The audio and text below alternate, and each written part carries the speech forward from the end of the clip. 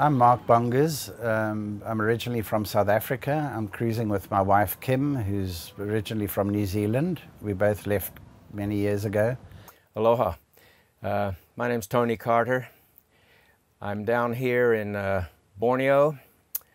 I've been sailing for most of my life, on and off.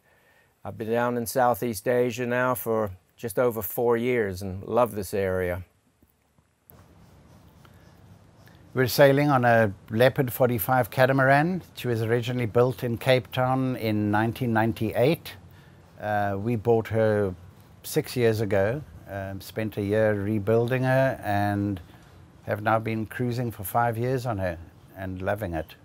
I ended up not sailing from Hawaii due to the costs and the distance and the fact that boats really weren't set up for round-the-world cruising in that area. So I ended up buying a boat here in Malaysia. And it's a 42-foot Tatouche design. It's been around the world, I think, 3 or 4 times from the previous owners.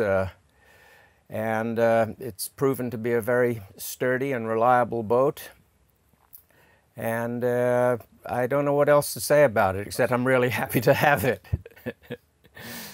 At the moment we're in Sutera Harbour Marina, an absolutely beautiful marina, incredible facility. We get to use the pool, the gym, all the other facilities of the hotel. I'm currently in the nicest marina I've ever visited in my entire life. It's here in Borneo, of all places. The boat is not really designed to be sitting in a marina.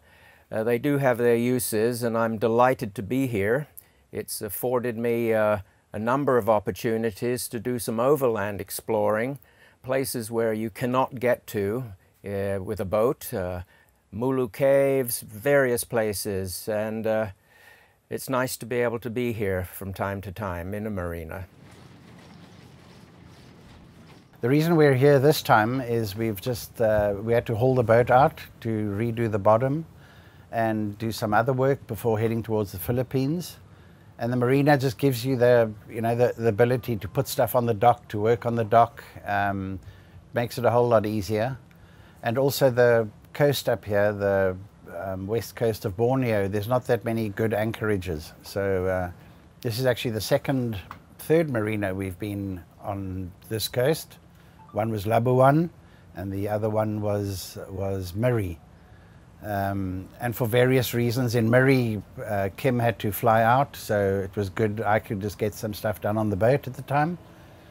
Other times we've left the boat completely alone, and a marina is a perfect place to do that for security. There's always someone there to look after the boat, and it's safe while you're away. I've actually been here substantially longer than originally planned. I was on the Malaysia rally, so I'd originally planned to be here for just a few weeks, but unfortunately I got sick. Now, that's one thing that I hadn't counted on, so that kind of made me miss the rally. But the negative part of being sick has actually turned into a great opportunity to explore Borneo, which according to Wikipedia happens to be the 3rd largest island in the world.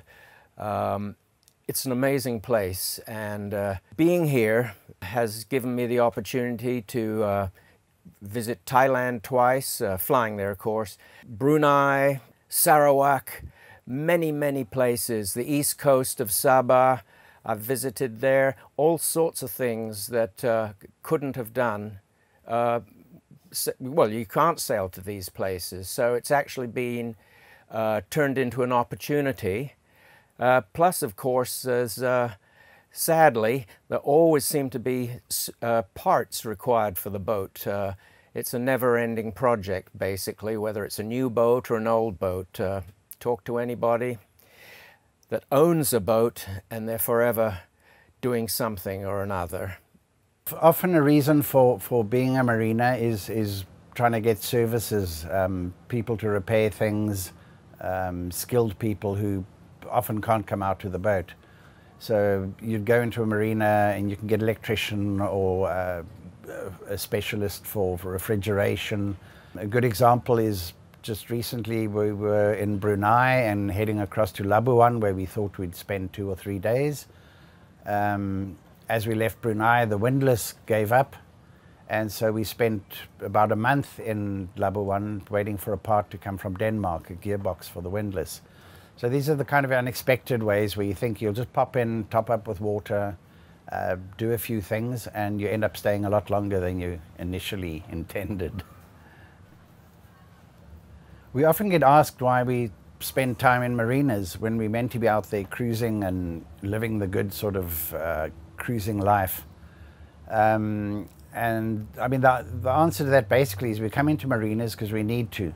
One of the things that occurred while I was here, fortunately, is the refrigerator motor, the compressor unit, finally gave up. Other times, while we're getting things repaired, it takes a bit longer. It took a long time to get a replacement here, and then to piss me off even more, I find the replacement, which is the identical unit, isn't identical. My refrigerator portion doesn't connect anymore, so I've had to reorder an adapter kit from America, and you know, I'd be screwed if I was at sea. But after about a week, that sort of wears thin, and you kind of get itching to get out there again, have nice clean water to swim, to snorkel, to do all the things we're meant to be doing. All of this stuff does nothing to one except frustrate and delay departure. My plans for sailing, yes, they're on hold right now until I can get a refrigerator functioning again, and yeah, that's about all. All those sort of things happen, yeah. Electrical faults, yeah. Time to fix those when you're in a marina. Having said that about marinas, basically everybody has a different purpose for being there. We sort of are cruisers, so we're moving on. So our time in a marina, we sort of use well. We fix things, we get people to come in and do specialist things. Other people, there's some who've been in a marina for 10 years. They still see themselves as cruisers because they go out. From here, they might go up to Philippines for a month or two and come back, or cruise around the islands. They're still cruisers in that sense. They're living on full time on their boat. I think it depends what your needs are. One last advantage of being in a marina, up to a point any marina, because of the safety of leaving a boat unattended in a marina where there's neighboring yachtsmen, good protection in most cases from the elements. Sailing full time is also, it's hard work, so it's kind of like being on holiday for us sometimes in a strange sort of way, but being in a marina just has that kind of the luxury for a little bit, not having to worry about the boat, not having to watch your power, make water, all the things that go with our usual life, which is a good 11 months of the year. The one advantage of this marina is that there's an international airport 10 minutes away, and later this month, for the first time in 2 years, I'm going to fly back to Hawaii to visit grandchildren that have arrived since I've been away.